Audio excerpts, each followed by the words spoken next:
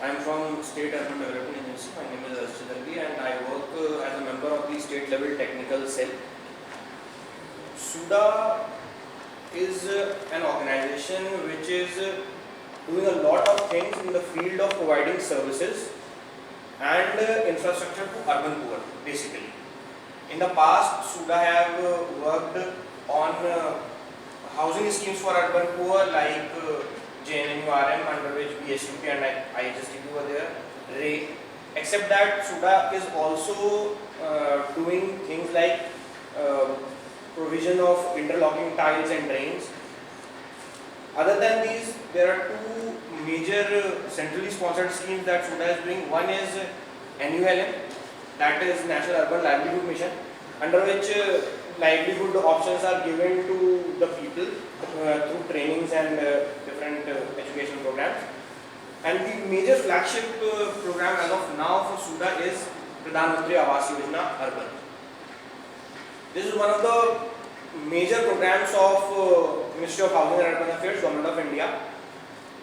Parallel to it, there is also a program, a scheme called Pradhan Mantri Awas Yojana Gramin or Rural, which is already in place and which is a target-based scheme.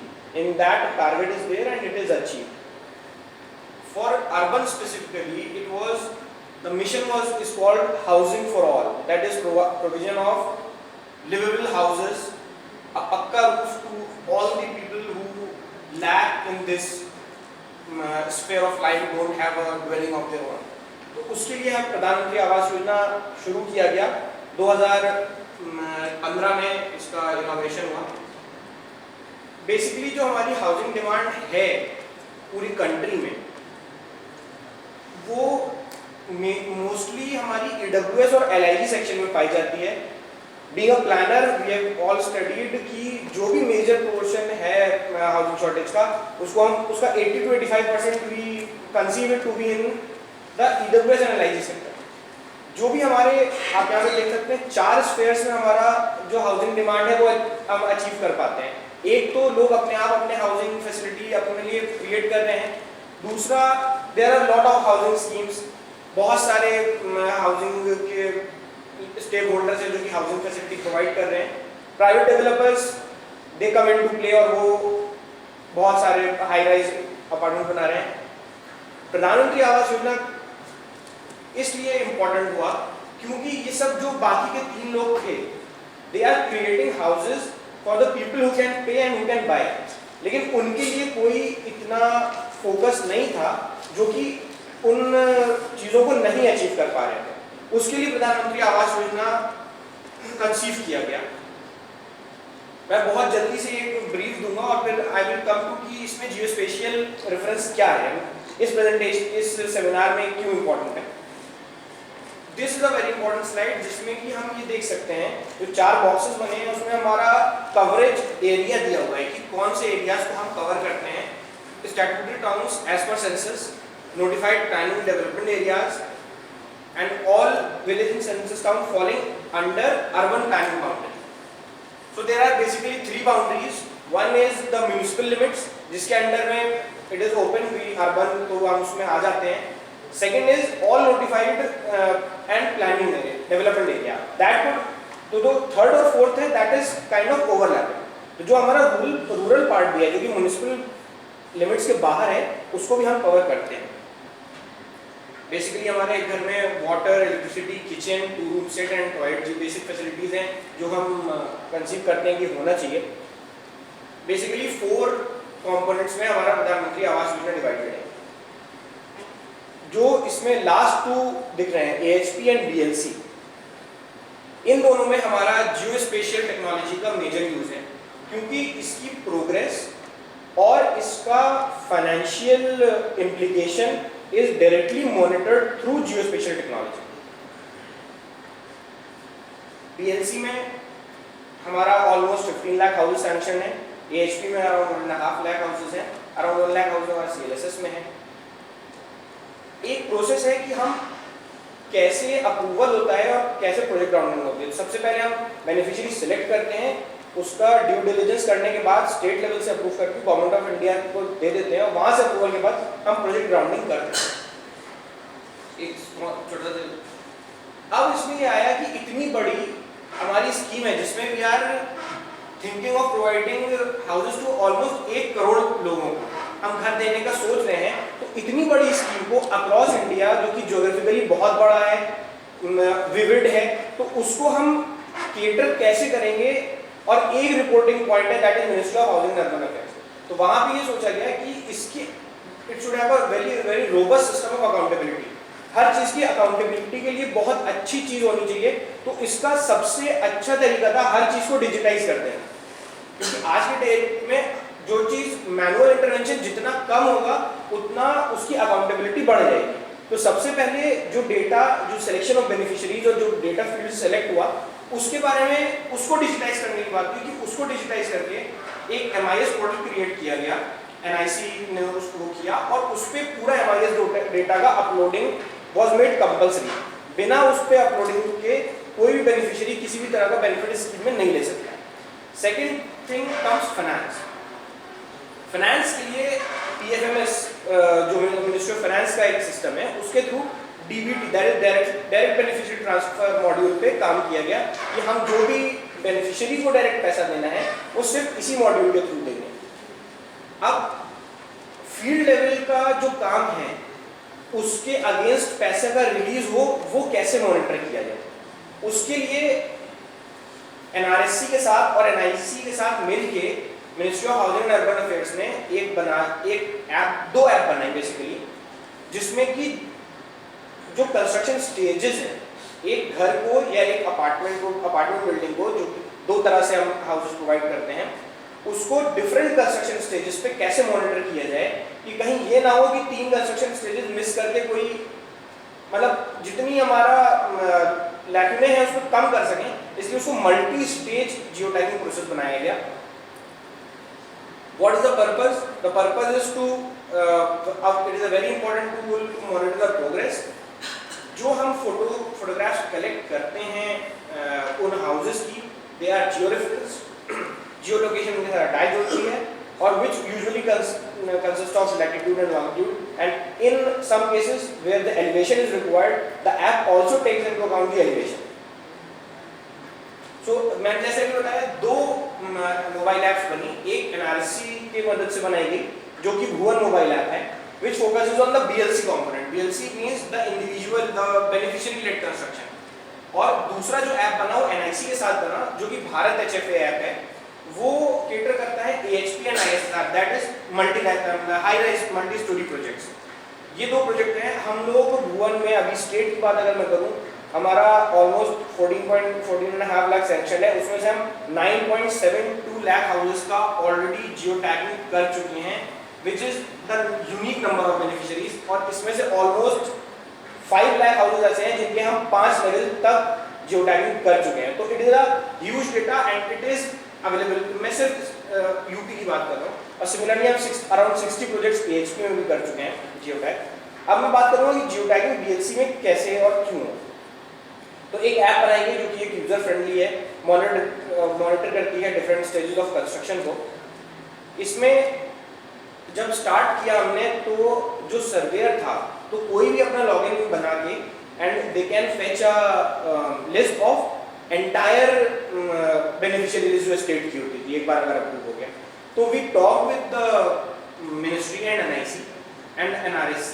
उसमें अब ये provision है कि there are ULB wise surveyor logins. तो अगर मैं एक particular ULB से लखनऊ नगर निगम में रजिस्टर्ड सर्वेयर हूँ, तो if I log in as a surveyor in Lucknow, तो मेरे पास सिर्फ वही बेनिफिशियरी डेटा अवेलेबल होगा जो लखनऊ के लिए है।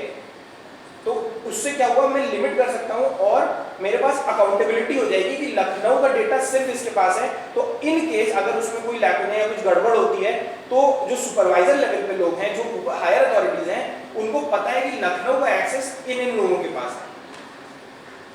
तो which is a very important feature of this app. इससे पहले हमें क्या करना है, integration of MIS and this GIS based application was very important, क्योंकि हम एक ऑलरेडी डेटा क्रिएट कर रहे हैं MIS पे, जैसे मैंने शुरू में बताया, उसको डिजिटाइज कर रहे हैं। तो उसको डुप्लीकेसी ऑफ वर्किंग करने के बजाय हमने उन दोनों पोर्टल्स को लिंक करा और वहां से हम पूरा फेच करा डेटा GIS पोर्टल पे।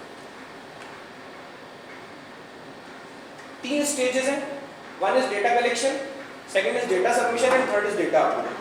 डेटा कलेक्शन 2 तरह से है, एक MIS पोर्टल से जो उसका बेसिक डेटा है वो आ जाता है, और फील्ड से जो उसकी जियो रेफरेंस फोटोग्राफ है with location and different stages वो आ जाता है। दोनों चीजें मिलके हमारा डेटा बन जाता है। NRSC ने ये उसमें प्रोविजन दिया कि to collect data from the field, क्योंकि बहुत सारी जगह पे internet is a big issue. Even हम अगर अपने 700 टाउन्स की बात करें जिस टाइम यूपी में है, जिनको हम टाउन्स डिफाइन कर चुके हैं, उनमें भी कम मुझे लगता है 40% ऐसे होंगे जहाँ पे इंटरनेट कनेक्टिविटी बहुत अच्छी नहीं है, they are almost like a rural city.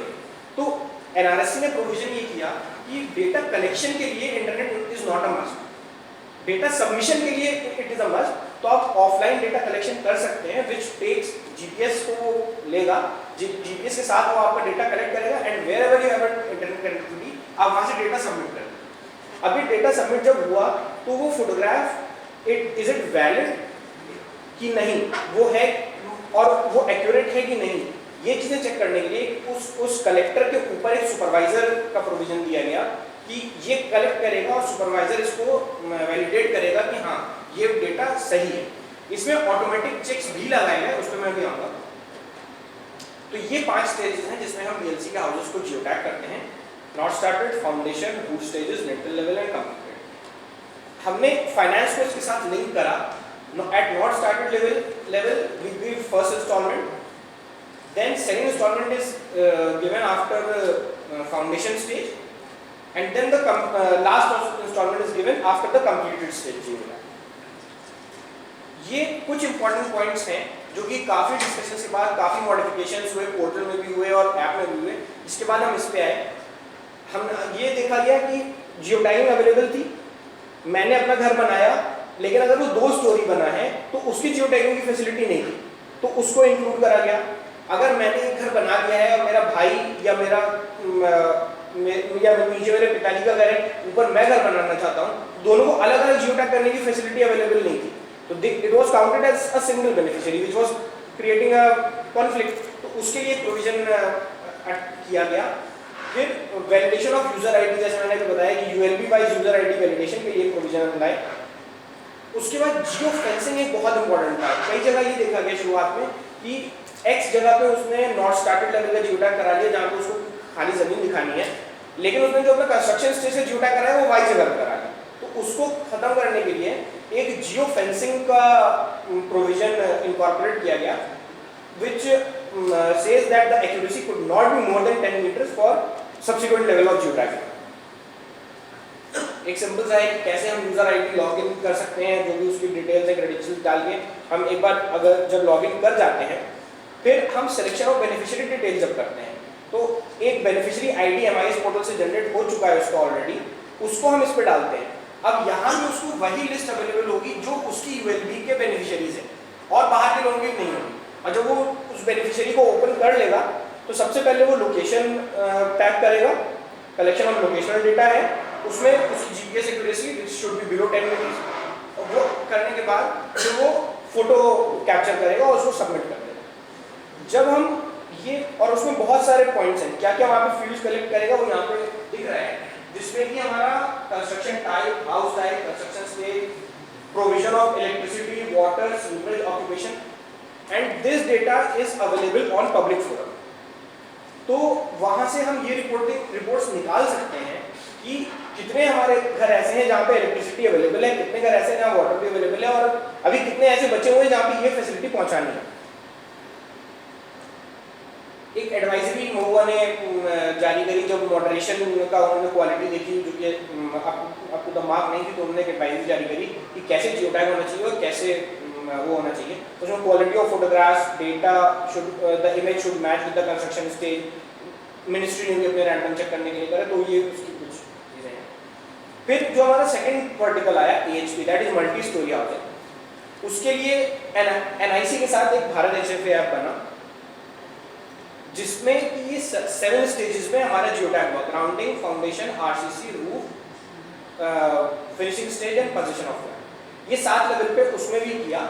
उसमें अगर मेरा एक प्रोजेक्ट है जिसमें से 6 ब्लॉक्स हैं, तो उन 6 ब्लॉक का जियोटैग इन 7 लेवल्स पर होना है, क्योंकि अगर वो आज की डेट में आपने 7 ब्लॉक कर दिए और नेक्स्ट कंस्ट्रक्शन स्टेज पे अगर आप 6 ब्लॉक करेंगे तो इट विल प्रॉम्प्ट यू कि आप या तो एक ब्लॉक मिस कर रहे हैं, जो उसकी फिजिकल प्रोग्रेस में दिखेगा वो नंबर ऑफ हाउसेस आपके कम दिखेंगे। इसमें भी सर्वेयर लेवल पे, यूएलपी लेवल पे सर्वेयर रजिस्टर करके शेयर जो हमारा एमआईएस पोर्टल पे डिटेल्स हैं वो वहाँ से शेयर होगी, और जियो टैगिंग का जो सबमिशन ऑफ डेटा है again goes back on to the MIS portal, जहाँ से कि अलग अलग टाइप की रिपोर्ट जनरेट होती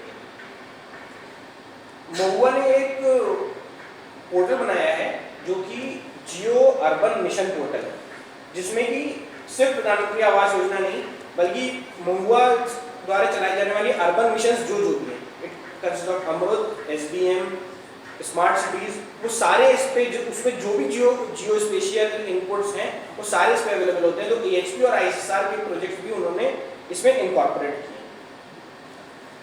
क्या एट्रीब्यूट्स इस पोर्टल पे होती हैं, तो जो जियो टैगिंग के समय पे भी मैंने जैसे बताया कि उसमें चीज़ें इनपुट करते हैं, तो ये सारी चीज़ें इस पोर्टल पे अवेलेबल है, जो which is the public forum.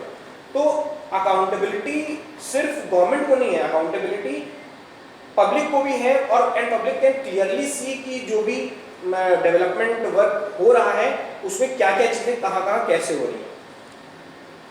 अब सबसे इंपॉर्टेंट कि housing is always considered a very small section जब हम डेवलपमेंट की बात करते हैं। Most of the time the discussion moves around infrastructure facilities, social infrastructure and physical infrastructure and all these things, water, road, sewerage, these things, and housing is considered a very small part, but integration with all these things is very important because everything is related, is based on a human being, and humans तो कहीं ना कहीं वो housing से उसको connect करने ही, तो इसलिए integration of everything is very important. अब इंटीग्रेशन किन चीज़ों से हो सकता है, जैसा कि मैंने यहाँ पे बताया था कि हम स्टैट्यूटरी टाउन्स को इंक्लूड करते हैं, नोटिफाइड एरियाज को इंक्लूड करते हैं, और रूरल एरिया जो नोटिफाइड एरिया में है उसको इंक्लूड करते हैं।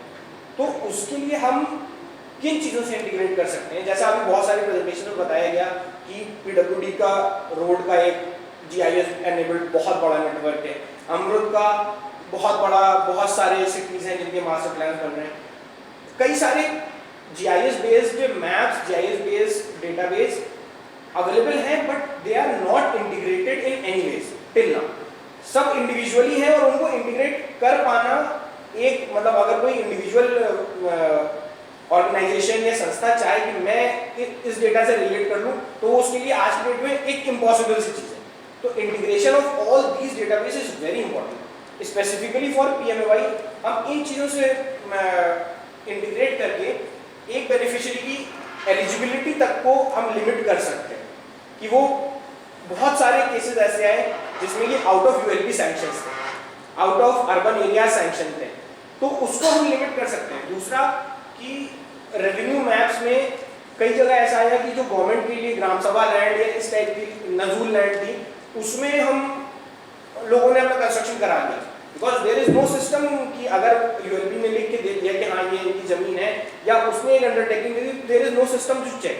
तो उसका भी जीआईएस बेस्ड मैप उसको कन्वर्ट करना चाहिए जीआईएस बेस्ड मैप में, और उसके लिंकेज का भी एक प्रोविजन होना चाहिए। इंफ्रास्ट्रक्चर मैप से रिलेट करना इसलिए जरूरी है क्योंकि one of the mandatory reforms of PMAY is कि जो भी हमारे पीएमएवाई बेनिफिशियरीज हों उनको इंफ्रास्ट्रक्चर की सुविधा हो, वरना क्या होगा कि हम जो इंडिविजुअल हाउसेस बना रहे हैं they will act as a pucca slum instead of giving a good lifestyle to the beneficiaries. हम उनको एक पक्का स्लम दे रहे हैं अगर वहाँ पे इंफ्रास्ट्रक्चर नहीं अवेलेबल हो। बस बेसिकली यही पॉइंट है कि जब तक हमारा सारे जो इम्पोर्टेंट पॉइंट्स हैं अर्बन डेवलपमेंट के सबको एक प्लेटफॉर्म पे लाके अगर उनका इंटीग्रेशन किए बिना इंडिविजुअली सबके लिए जियो स्पेशियल टेक्नोलॉजी को यूज़ करके या जीआईएस एनेबल्ड सिस्टम्स को यूज़ करके आइसोलेशन में उन चीज़ों को कर पाने से अर्बन डेवलपमेंट को पूरी तरह कोई इफेक्ट नहीं होगा। उन सब का integration is very necessary. Thank you.